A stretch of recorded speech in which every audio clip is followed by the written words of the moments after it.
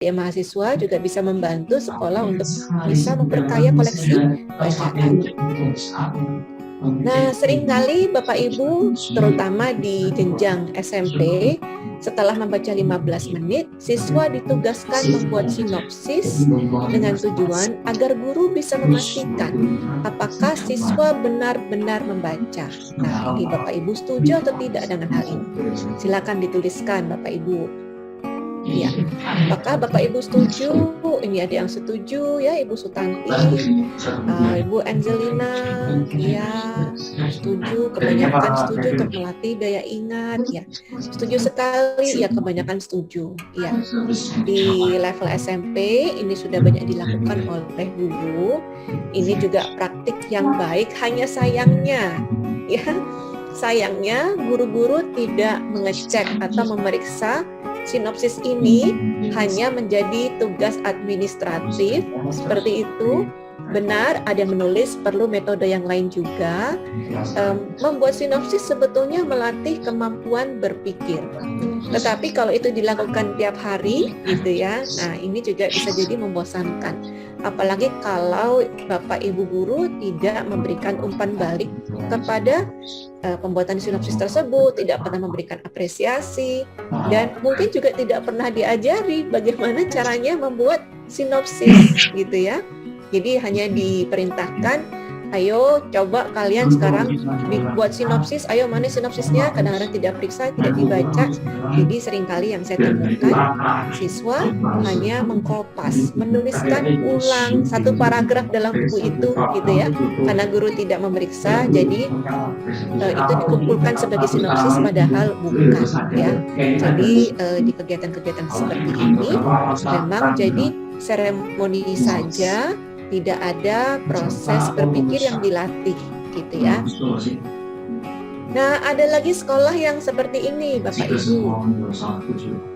Ada sekolah yang sudah baik sekali, sudah mempublikasikan, memamerkan karya-karya guru dan siswa, gitu ya.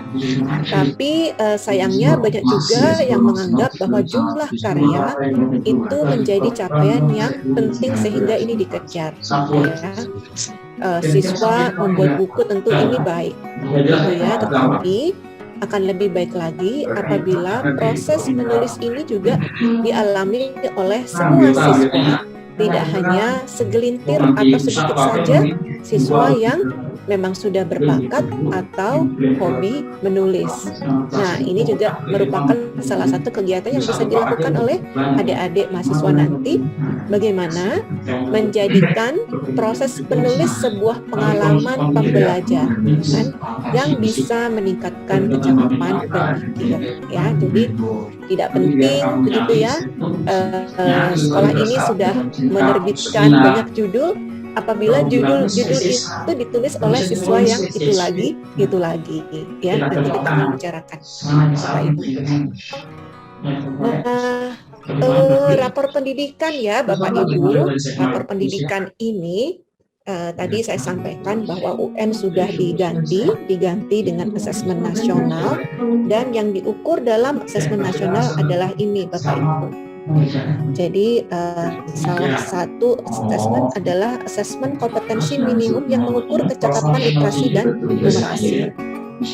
Ini berfokus pada pengembangan daya nalar. Mengapa literasi dan numerasi? Karena ini adalah general capability, ya. Jadi seperti kalau di lingkungan pendidikan tinggi itu ada tes potensi akademik, seperti itu ya, Bapak Ibu yang mungkin mau sekolah ke luar negeri gitu ya, juga kalau ke Amerika mau mengambil GRE, seperti itu ya. Jadi ada general compatibility assessment gitu ya, untuk mengukur bagaimana kemampuan bernalar. Nah, asesmen kompetensi minimum adalah asesmen yang dirancang untuk mengukur kecakapan literasi dan numerasi.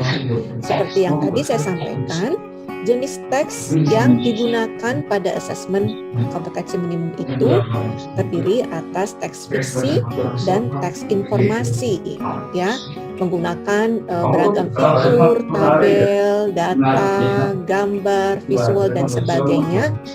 Tujuannya untuk menguji bagaimana kemampuan siswa untuk mendapatkan, mengakses informasi untuk menyimpulkan informasi ya yang tersirat, kalau tadi yang tersurat, dan bagaimana mereka bisa menganalisis dan mendeteksi informasi.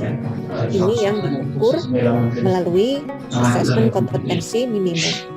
Dan selain itu ada survei karakter yang menilai sikap, begitu ya, kebiasaan yang mencerminkan profil pelajar Pancasila.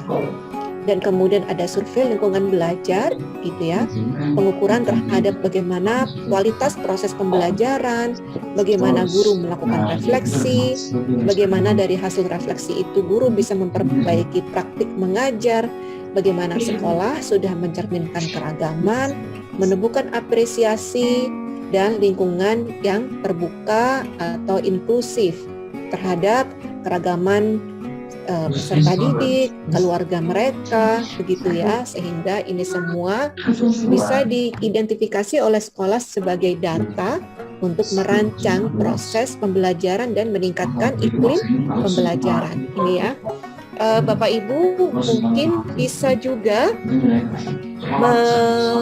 mengenali bagaimana profil sekolah yang akan didampingi oleh adik-adik mahasiswa dengan pergi ke raporpendidikan.kemdikbud.go.id untuk mencari tahu bagaimana profil kecakapan literasi numerasi, juga bagaimana karakteristik karakter di sekolah yang didampingi oleh adik-adik mahasiswa.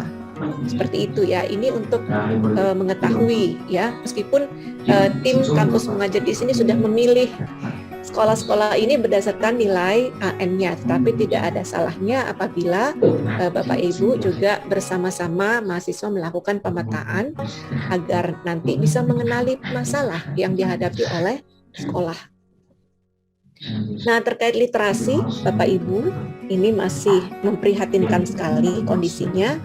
Jadi 1 dari 2 peserta didik belum memenuhi kompetensi literasi dan memerlukan intervensi khusus. Jadi ada 4 ya kecakapan literasi, ada yang membutuhkan intervensi, ada yang sudah berkembang, ada yang sudah cakap, dan ada siswa yang sudah mahir. Ternyata hasil rapor pendidikan menunjukkan bahwa 1 dari 2 peserta didik belum memenuhi kompetensi literasi dan memerlukan intervensi. Kesenjangan antar daerah juga tinggi. Kesenjangan antar satuan pendidikan dalam satu daerah tinggi. Ada satuan pendidikan yang memiliki nilai AN yang baik sekali,